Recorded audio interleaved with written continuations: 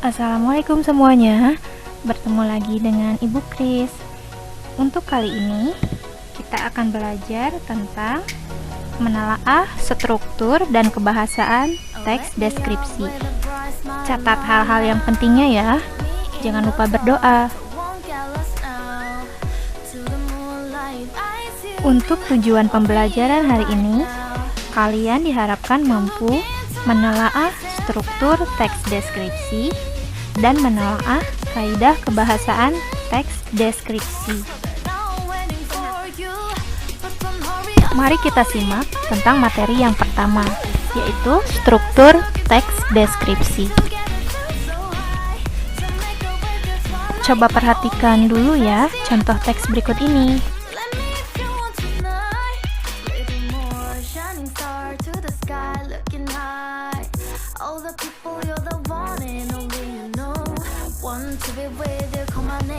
Struktur teks deskripsi terdiri dari 3 bagian. Untuk bagian yang pertama, yaitu identifikasi. Bagian yang kedua berisi deskripsi bagian. Dan bagian yang ketiga berisi simpulan.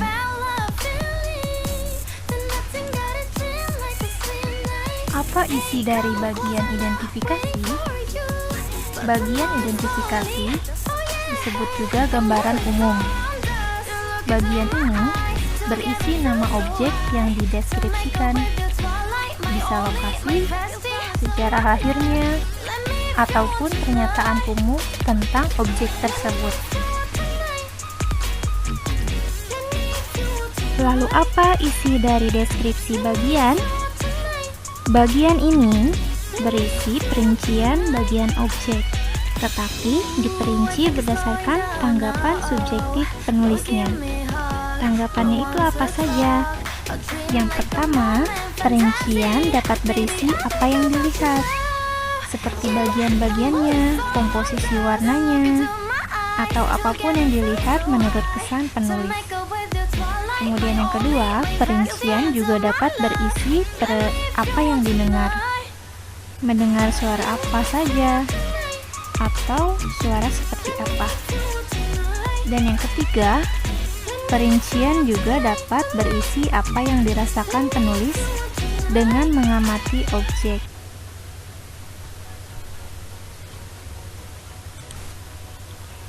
Lalu apa isi dari bagian simpulan? Bagian simpulan berisi penutup yang bersifat kesan umum dari penulis. Biasanya bisa ada ataupun tidak. Mari kita simak tentang materi berikutnya, yaitu kaidah kebahasaan dari teks deskripsi. Kaidah kebahasaan dari teks deskripsi ada 5.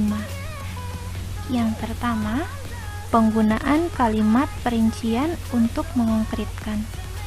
Apa itu mengongkritkan? Mengongkritkan yaitu menjelaskan. Coba kalian pahami dari contoh kalimat yang ada di bawahnya. Di situ disebutkan, badak bercula satu adalah salah satu hewan yang hanya dapat ditemukan di Indonesia. Untuk kalimat perinciannya, binatang ini bermoncong panjang dan memiliki lubang hidung yang besar.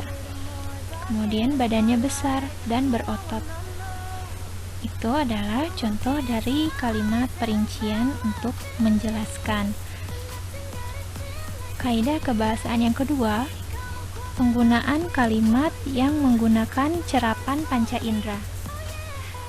Apa itu cerapan panca indera? Cerapan panca indera yaitu segala sesuatu yang berhubungan dengan panca indera kita. Kita memiliki 5 indera. Ada mata, hidung, telinga, lidah, dan kulit. Nah, coba kalian pahami dari contoh teks yang ada di bawahnya. Ombak putih berbuih, bergulung-gulung. Dari kalimat itu, kita diajak seolah-olah melihat langsung ombak putih tersebut. Nah, untuk kalimat yang keduanya, debur ombak pantai terdengar berirama. Dari kalimat itu kita seolah-olah diajak mendengar langsung debur dari ombak.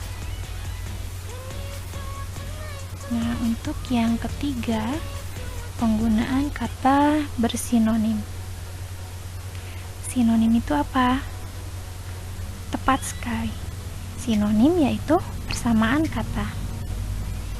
Di situ contohnya kata noktah-noktah. Sinonim dari noktah-noktah yaitu titik-titik. Untuk kaidah kebahasaan yang keempat yaitu penggunaan kata khusus.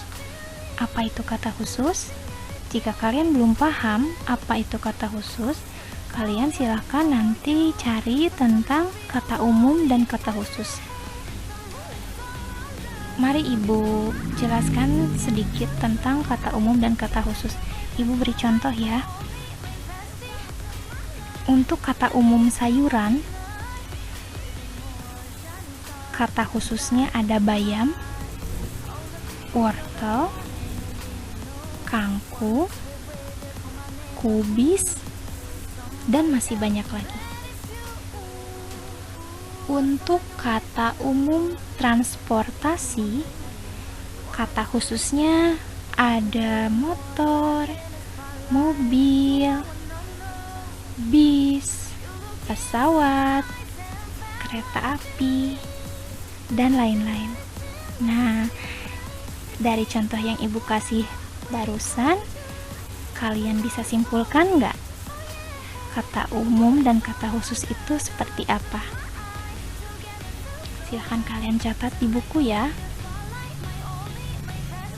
Kita lanjut tentang kaidah kebahasaan yang kelima, yaitu penggunaan kalimat bermajas. Apa itu majas?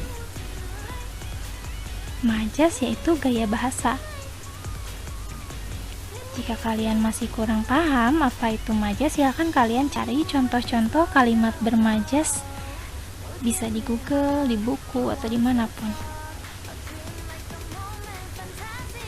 Di situ disebutkan ada kalimat bermajas, yaitu sekujur tubuhnya dilapisi oleh kulit tebal yang bentuknya nyaris tampak seperti baju kesatria yang terbuat dari logam.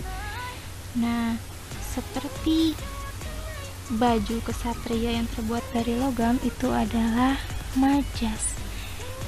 Jadi kalau ada kata seperti, ibarat, bak, ataupun kata-kata lainnya itu adalah kata bermajas.